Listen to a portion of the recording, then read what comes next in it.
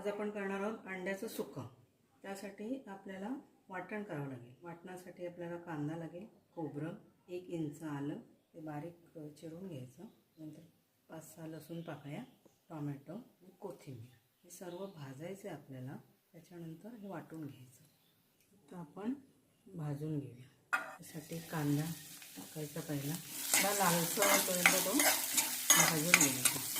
नंतर आपण टोमॅटो टाकायचा, लसूण टाकायचं, आलं होतं 1 इंच ते बारीक असं चिरून घ्यायचं, चांगलं परतून घ्यायचं।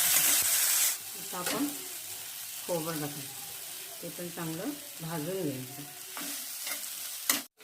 थोडीशी कोथिंबीर टाकूया, 2-4 पानं कढीपत्ता चिरून घेतली। आता आपण वाटप भाजलं आहे ना, ते आता मिक्सरला लावून घेऊया। आता आपण अंडी घालून घेऊया, फोडणी करूया।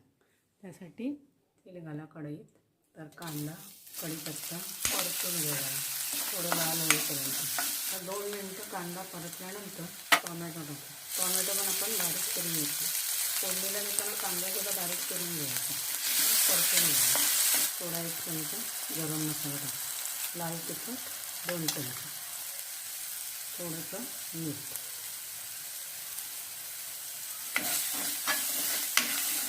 वाटून घेतलेलं वाटप त्यात मिक्स करायचं। झाकण मारून ठेवूया 2 मिनटं।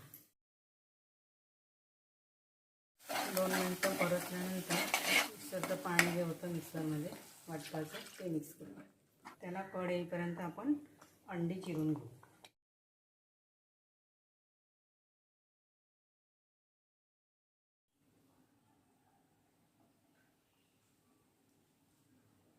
मग ते अशी सोडायची, कापलेली बाजू खाली ठेवायची।